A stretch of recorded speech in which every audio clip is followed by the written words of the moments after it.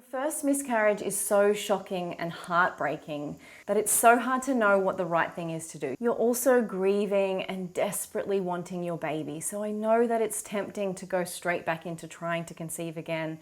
I know that you kind of just want to push it aside and move past it as quickly as possible. But after multiple miscarriages myself, I would like to share with you what I recommend you do if you've just had your first miscarriage that are going to put you in a better place when you go ahead and start trying to conceive again. So the first thing I want to recommend that you do is take a break from trying to conceive. And I know this is so hard. After my first miscarriage, I just wanted to get straight back into trying. I didn't want to think about the loss anymore. I didn't want to be in that space of grieving. I wanted to be in actively trying to conceive, in falling pregnant, in testing, because that felt hopeful and exciting. And this felt yuck. I didn't want to deal with the grief. I didn't want to deal with the hurt, the pain. I numbed all that and I wanted to focus on the future. And I know that that is the natural reaction that many women have, that we go into that. I want to encourage you though to take some time. I would recommend 3 months at a minimum to let your body recover, to get back into cycling well. And in those 3 months, I want you to do your very best to look after yourself as best you can. And again, this is super hard when you're grieving, which is why you might need longer than 3 months. Because in those first 3 months, if you're anything like me, maybe you hardly ate, maybe you hardly slept, and you were just in that grieving process, and that's okay. But I think you need at least 3 months before you start trying to conceive again of good eating, of regular sleep, of movement that gets your blood circulating, gets your hormones flushing, getting yourself into the best space that you can be physically, mentally, emotionally, to go into trying to conceive again. I think if you go straight into trying to conceive after a miscarriage, you're coming from a place of depletion. There is no other way around it. A miscarriage is a huge loss. You go through a birth-like experience, you lose a lot of blood, you then go through the grieving process, and even the best of us don't look after ourselves as well as we should in that time. So I think you need to give yourself the space physically, but also emotionally, mentally, and spiritually as well. It's a huge thing to have to go through.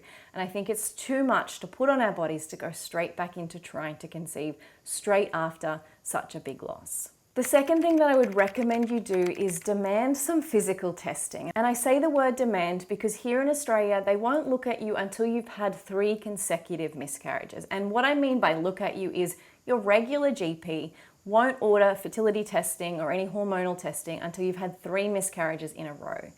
Can I tell you, 1 miscarriage feels like too many miscarriages. To have to wait for 3 can feel like torture. And I remember feeling so frustrated when I was told after my second miscarriage that, oh, you've only had 2, we won't send you for any testing yet. And I was like, but clearly something is wrong. Like, I've had 2 miscarriages. Surely this isn't normal.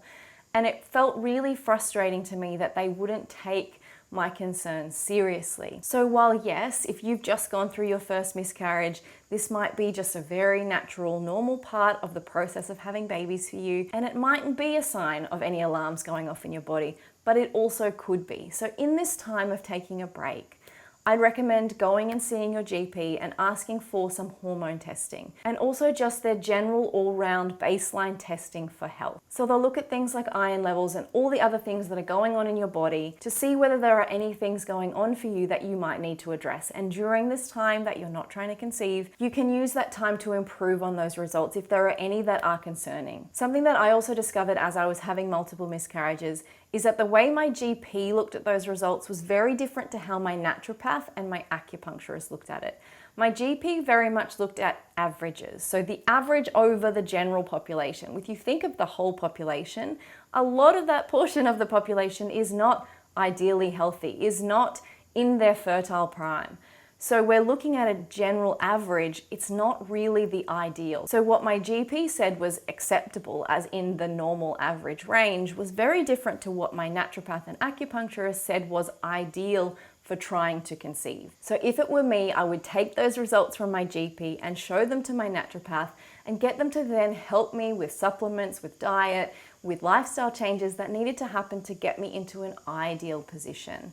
Of course, none of this guarantees that you won't have another miscarriage, but I think to go into trying again in a really good physical space, in a good mental and emotional space, is a much better way of going into it and is going to give you the best chance of having a healthy pregnancy next. The final thing I want to encourage you to do is find someone to talk to.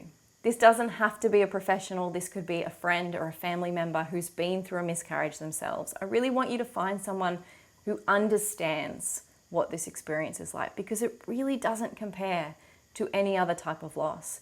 The person you talk to, if they've been through it, they're going to be able to hold space. They're going to know that there's nothing they can say to make this better for you, because there isn't. But that you still need to talk about it, that you need to go round and round and round on all of the things until you feel like you've got them out of your body, until you feel like you can let them go. So find someone that you can talk to. If you don't have someone in your immediate circle, please feel free to reach out to me. I do one-to-one sessions, or reach out to a local counsellor and ask them, do they have any experience around miscarriage, around loss? After my second loss, I started talking to a psychotherapist. She was amazing because she had both this Western psychology side, but she also had this spiritual Eastern side. She was a yoga teacher. She was very connected to spirit and intuition. And those two things together for me allowed me to feel held in this time and space that felt so hopeless. And she really helped me to work my way back towards feeling hopeful again and feeling brave to try again. And so I really want to encourage you, even if you feel like you don't need to talk to someone, definitely after my first one was like, I don't want to talk about this. I want to pretend this never happened.